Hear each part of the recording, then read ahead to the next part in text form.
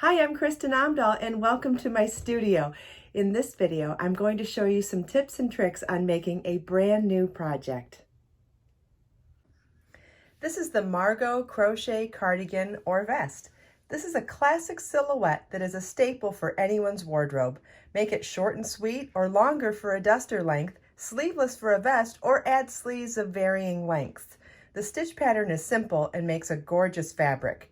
Be So Baby yarn comes in 60 colors. Make a variety of Margos to wear with any outfit. You will need number 3 DK weight yarn and a size US 10.5 K or 6.5 millimeter crochet hook. The pattern comes in 6 sizes, so make sure to pay attention to how much yarn you'll need for whichever size you're making.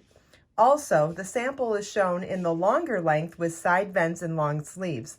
Adjusting the length of the body or sleeves can adjust your yardage requirements as well. In video part 1, I showed you how to make the upper back for the Margot cardigan. And now in part 2, I'm going to show you how to get started on the upper right front. So remember, we started the upper back with foundation ovals, where we're going to work into the opposite side of those to start the upper right front, and we'll end up doing the same thing for the upper left front as well, so that we have a seamless shoulder construction. So we're going to turn our work around here so that we can work into those free loops from the original setup row of foundation ovals. And I'm going to pick a different color of yarn just to help you to be able to see where we're working and what we're doing. Obviously, you would do this all in one color. So you want to tie your yarn to your crochet hook. You can use a square knot, a slip knot, whatever works for you. And the upper right front begins with a slip stitch in the beginning of the first foundation oval. Now, I am doing a reduced size sample here, so please make sure that you refer to your pattern at this point to see how far across the setup row you're going to work, because to work each side of the front, we won't be working all the way across the row. We're going to be working a partial row. And since I'm doing a reduced size sample, mine will be even smaller. Chain 5 and single crochet in that same first oval. Chain 3, single crochet in the next oval, chain 2, and double crochet in that same oval. Now I'm doing a much smaller reduced size sample. You'll want to refer back to the pattern to see how many times you repeat this across, keeping in mind that the right front and left front are both going to work across only a partial amount of the setup row.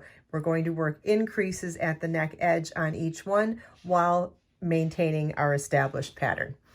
Okay, so once you finish row 1 of the upper right front, for rows 2 through 6, you want to refer back to the upper back in video part 1 or in your pattern and repeat rows 2 through 6 of the upper back.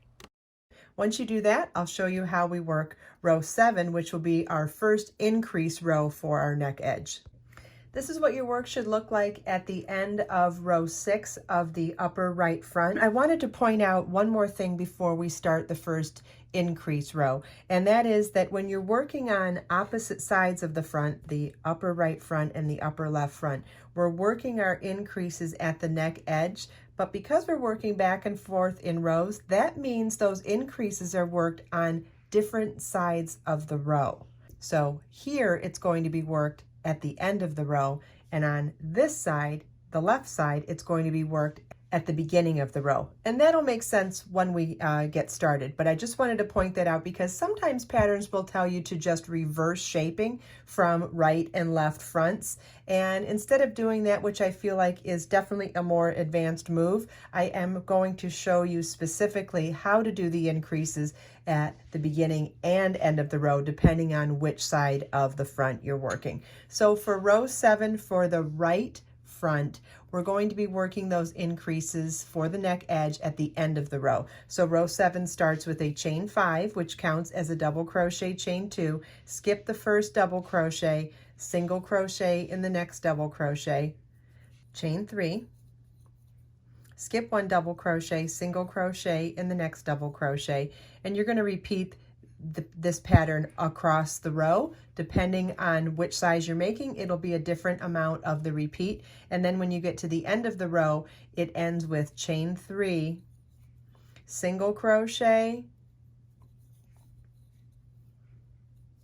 chain 2, and double crochet, all in that last single crochet.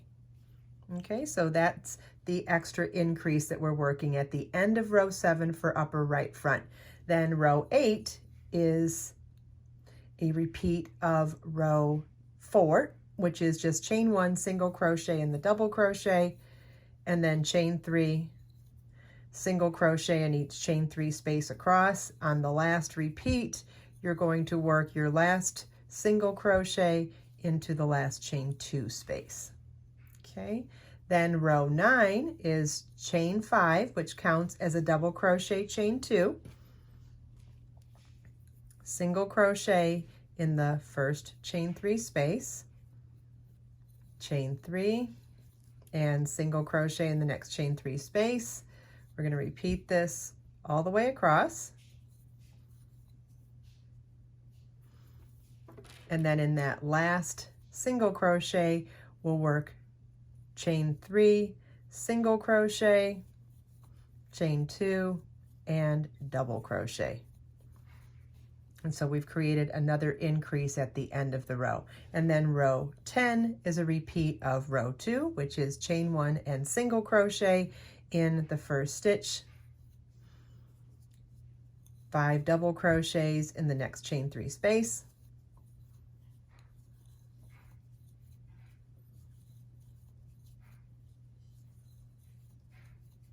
single crochet in the next chain 3 space, and you want to repeat this all the way across.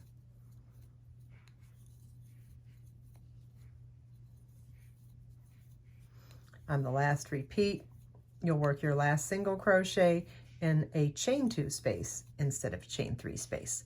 And so this is what your work looks like at the end of row 10. Now, depending on what size you're making, you may be working a second repeat of these increases, but because I'm doing a reduced size sample, I'm going to fasten off at the end of row 10. In video part 3, I'll show you how to reverse the shaping for the upper left front. I hope you enjoyed this video. If you have any questions at all, please feel welcome to leave them for me in the comments. I have links provided in the video description below for everything we talked about in this video as well. Let us make time to create, share, and inspire today and every day. I'll see you in the next video.